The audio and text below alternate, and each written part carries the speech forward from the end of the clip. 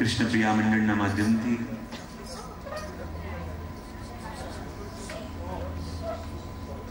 ગત 6 દિવસોથી શ્રીનાથજીના દિવ્ય ચરિત્રને જાણવાનો, પામવાનો, શ્રીજીના રસને માણવાનો પ્રયત્ન આપણે કરી રહ્યા છીએ.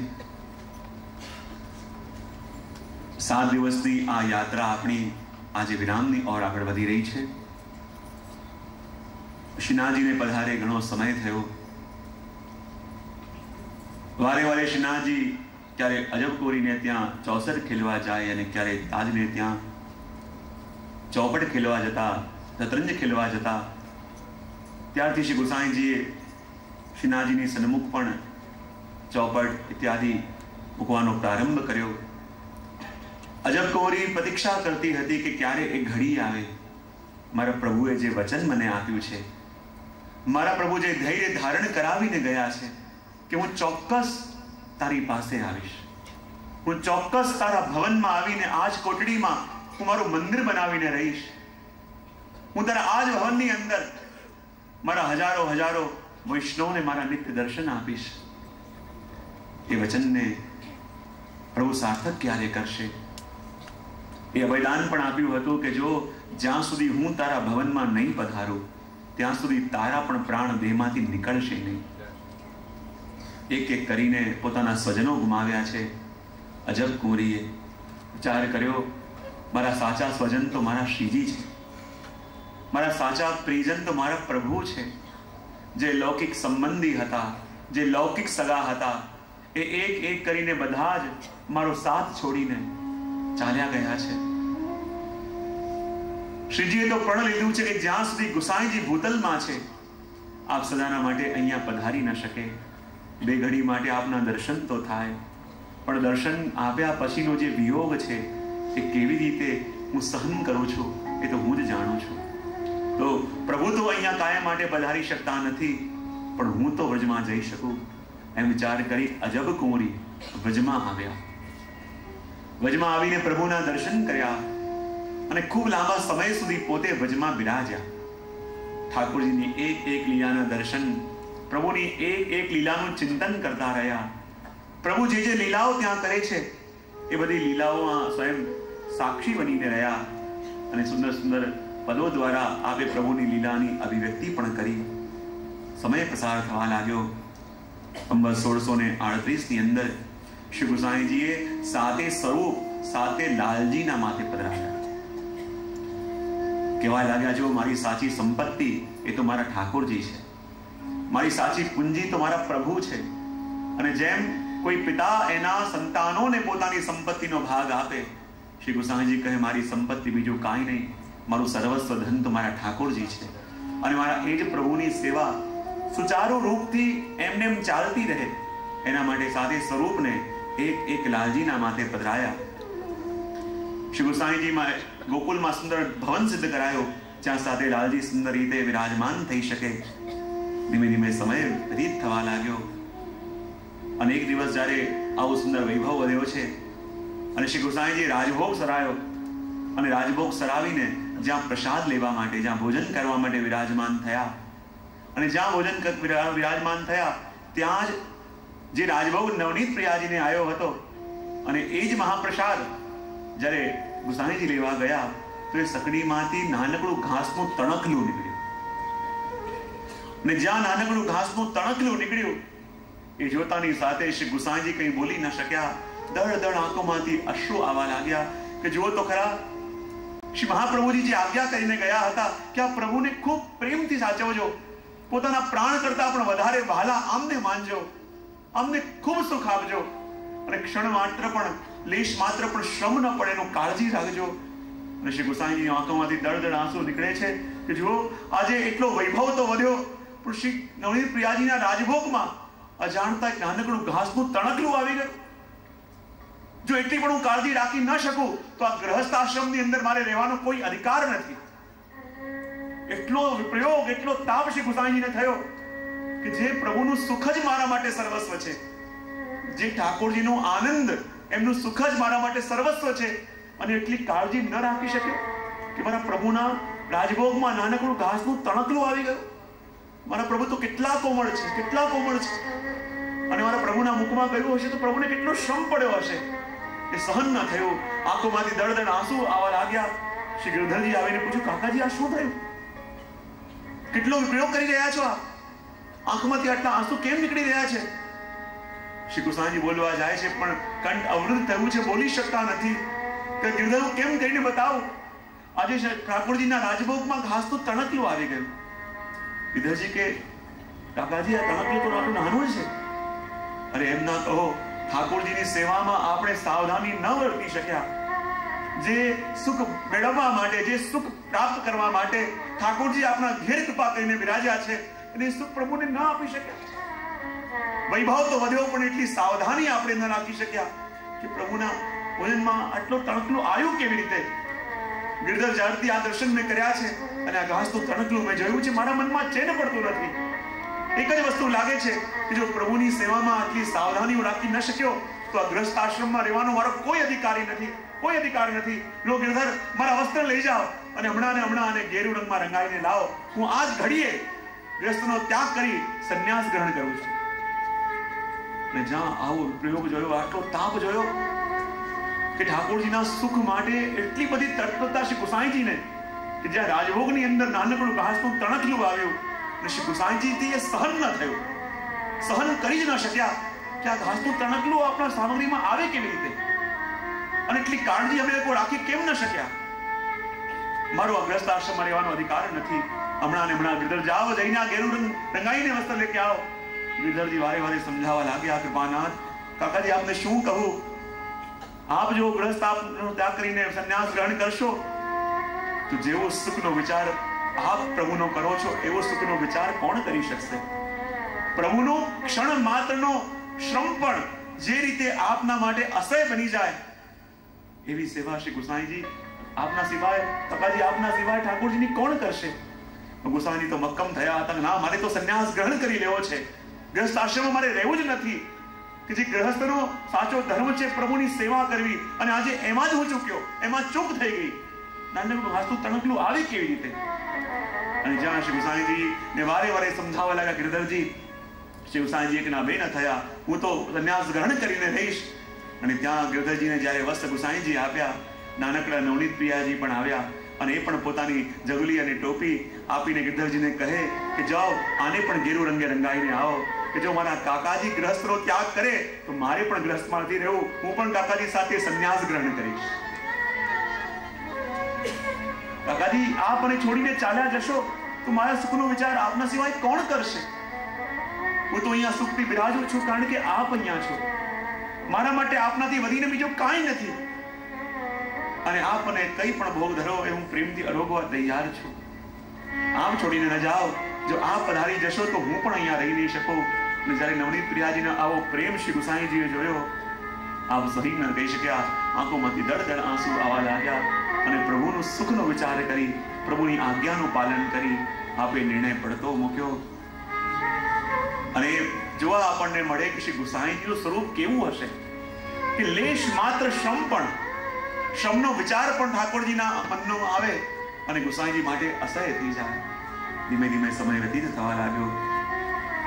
એક એક કરીને જે પ્રભુના સખાઓ હતા, કારણ કે પ્રભુ હવે ધીમે ધીમે કરીને પધારવાના છે, અને એક એક સખાઓ આ ભૂતલમાંથી પ્રભુના પધારતા પહેલા વિદાય લેવાના છે. નંદદાસજીએ જે રહસ્ય લીલાને ગુપ્ત રાખી, બાદશાહે વારે વારે આગ્રહ કર્યો કે લીલાને પ્રગટ કરો, મારી સામે લીલાને પ્રગટ કરો. નંદદાસજી જાણતા હતા કે અનધિકારીની આગળ આ ભગવદ લીલા પ્રગટ ન થાય, અને એ છુપાવવા માટે થઈને નંદદાસજીએ પ્રભુના પોતાના દેહનો ત્યાગ કર્યો. નંદદાસજી ભૂતલને ત્યાગ કરીને ગયા. ધીમે ધીમે સમય વ્યતીત થઈ રહ્યો છે. સુરદાસજીને પણ આજ્ઞા થઈ, સુરદાસ હવે આપ પણ પાછા મારી સેવામાં પધારો. સુરદાસજી વિચાર કરે, મને તો આજ્ઞા થઈ છે કે હું પાછો આ દેહનો ત્યાગ કરી પ્રભુની નિકુંજ લીલામાં આવું, પણ મેં તો પ્રણ કર્યો હતો પ્રભુની વચનથી, પ્રભુની આજ્ઞાથી કે મારે 1.25 લાખ પદોની રચના કરવી છે. પણ હમણાં સુધી તો માત્ર 1 લાખ પદોની રચના થઈ શકી છે. 25,000 પદ રચવા બાકી છે, અને એ પ્રભુની આજ્ઞા હું પાલન ન કરી શકું ત્યાં સુધી આ દેહનો ત્યાગ કેવી રીતે કરું? તો હું મારો મનોરથ અધૂરો રહી જશે. પ્રભુ આપની આજ્ઞા ટાળી પણ ન શકું, અને જે આપનો મનોરથ હતો કે 25,000 આપની લીલાના પદો પ્રગટ કરું અને થઈ શક્યા નથી, તો પ્રભુ મારો મનોરથ અધૂરો મૂકીને જ મારે આવવું પડશે. અને જ્યાં આ પીડા થઈ, શ્રી ગુસાઈજીએ ઠાકોરજી પધાર્યા અને ઠાકોરજી પધારીને સુરદાસજીને કહ્યું કે જાઓ, તમારા કોઈ વૈષ્ણવને બોલાવી તમારા પદોનો ચોપડો તો જોડાઓ. અને જ્યાં ચોપડા ખોલ્યા તો 1.25 લાખ પદો તો સુરદાસજીના હતા, અને એમાં 25,000 બીજા પદો ઉમેરાઈ ગયા હતા. શિષ્ય કહેવા લાગ્યો, વૈષ્ણવ કહેવા લાગ્યો, સુરદાસજી આમાં તો 1.25 લાખ પદો છે. સુરદાસજી કહેવા લાગ્યા, મેં તો 1 લાખ પદોની રચના જ કરી છે, બીજા 25,000 પદ ક્યાંથી આવે? મેં રચ્યા જ નથી. બોલે આપના નામના જ પદામાં છે અને છાપ પણ છે. સુરદાસજીને સંશય થયો, મેં તો લાખ પદો રચ્યા છે, આ બીજા 25,000 પદ ક્યાંથી આવ્યા? બોલે પદ છે, તેમાં છાપ કોની છે? ને જ્યાં છાપ જોયું તેમાં છાપ હતી સુરશ્યામ. અને કહ્યું કે જો આ સુરશ્યામના પદો છે એ બીજા કોઈએ નહીં, પણ સુરદાસજીનો મનોરથ પૂરો કરવા માટે સ્વયં નિકુંજ નાયક શ્રીનાથજીએ એ પદો સુરદાસજી માટે રચ્યા. અને 25,000 પદો. અને જ્યારે પદો પણ રચ્યા તો પોતાનું નામ પછી સૂર અને પછી શ્યામ, સૂર કે શ્યામ. અને આવો ભાવ, આવી કૃપા શ્રી શ્રીનાથજીએ સુરદાસજી ઉપર કરી. અને જેટલા પદો આપણે ત્યાં સુરશ્યામ નામની છાપતી છે એ બધા પદોની રચના સ્વયં નિકુંજ નાયક શ્રીનાથજીએ કરી છે, સુરદાસજીનો મનોરથ પૂરો કરવા માટે. અને જ્યારે દેહ ત્યાગનો સમય આવ્યો, અણાસ્વામી પધાર્યા, સમાચાર મળ્યા બધાને. ગુસાઈજી પૂછે, સુરદાસ કહાં હે? કહ્યું તો હમણાં અહીંયાથી પધાર્યા છે. શ્રી ગુસાઈજીને ખબર પડી અને એટલા વચન બોલ્યા કે પુષ્ટિ માર્ગ કો જહાજ જા રહ્યો હે, જાકુ કછું લેનો હે સો લે લો. પુષ્ટિ માર્ગનો જહાજ હવે આ તટને છોડીને જવા તૈયાર થયો છે. જેને જે પણ કંઈ મેળવવું હોય જલ્દી જાઓ, મેળવી લો. બધા વૈષ્ણવ સુરદાસજીને મળવા માટે આવ્યા. ત્યારે ચતુર્ભુજદાસજીએ એક પ્રશ્ન કર્યો કે હે સુરદાસજી, આપે પ્રભુની લીલાનું વર્ણન કરતા તો 1.25 લાખ પદોની રચના કરી, પણ શ્રી મહાપ્રભુજીનું વર્ણન કરતા એક પણ પદ આપે રચ્યું નથી, એવું કેમ? ત્યારે સુરદાસજી બોલ્યા કે મેં ઠાકોરજીની લીલાના વર્ણન કરતા 1.25 લાખ પદો તો રચ્યા છે, પણ તમે પૂછી રહ્યા છો કે મહાપ્રભુજીનું વર્ણન કરતા મેં એક પણ પદ કેમ નથી રચ્યા? હું તો એટલું જ કહીશ કે કછું ન્યારો દેખતો તો ન્યારો ગાતો. મેં વલ્લભમાં અને ઠાકોરજીમાં યદી કોઈ ભેદ જાણ્યો હોત તો બંનેનું અલગ અલગ વર્ણન કરત. મેં તો જે પણ ગુણગાન ગાયા છે એ માત્ર મારા વલ્લભના ગુણગાન જ ગાયા છે, કારણ કે મેં શિંગાર ધરાવતા વલ્લભને જોયા તો શિંગાર ધારણ કરતા પણ વલ્લભને જોયા. મેં પલ્લા ઝુલાવતા વલ્લભને જોયા છે તો પલ્લામાં ઝૂલતા પણ વલ્લભને જોયા છે. ને જ્યાં જોયા છે મારા વલ્લભને જ જોયા છે. ને જે પણ વર્ણન કર્યું છે એ માત્ર મારા વલ્લભનું જ વર્ણન કર્યું છે. છતાં પોતાનો ભાવ વ્યક્ત કરવા માટે એ વખતે સુરદાસજી ગાયું, દૃઢ ઇન ચરણ ને કેરો ભરોસો, દૃઢ ઇન ચરણ ને કેરો. અને પોતાના ભાવને વ્યક્ત કર્યો. અને સાચા અર્થમાં બધાને અનુભૂતિ થઈ કે સુરદાસજીની એવી દૃષ્ટિ હતી કે જેમણે વલ્લભ અને શ્રીનાથજીમાં કોઈ ભેદ જાણ્યો જ નથી. સમાન એ જ ભેદ સાથે આ અખંડ રીતે બિરાજે છે. ધીમે ધીમે સમય અનુકૂળ થવા લાગ્યો. સમય જેમ જેમ વીતે છે, ઠાકોરજી પોતાની અલગ અલગ લીલાઓ દ્વારા બધાને સંકેત આપી રહ્યા છે. શ્રીનાથજી આજ્ઞા કરી ગુસાઈજીને, દેખો કાકાજી, આ સાતે સ્વરૂપ જે હમણાં ગોકુલમાં વિરાજે છે, મારો એવો મનોરથ છે કે આ વખતે અન્નકૂટ મારે એ સાતે સ્વરૂપની સાથે અનુભવ્યો છે. અને સપ્ત સ્વરૂપ ઉત્સવની આજ્ઞા શ્રીનાથજીએ ગુસાઈજીને કરી. અને બોલે સાસુ પધારશે તો અહીંયા બિરાજશે ક્યાં?